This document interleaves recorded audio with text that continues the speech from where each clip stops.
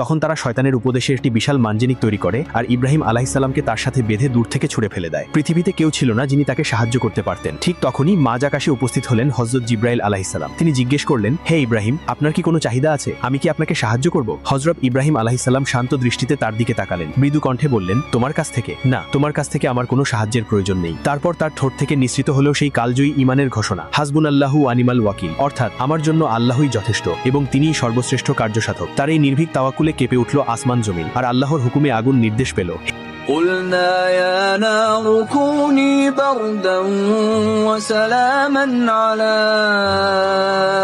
إبراهيم।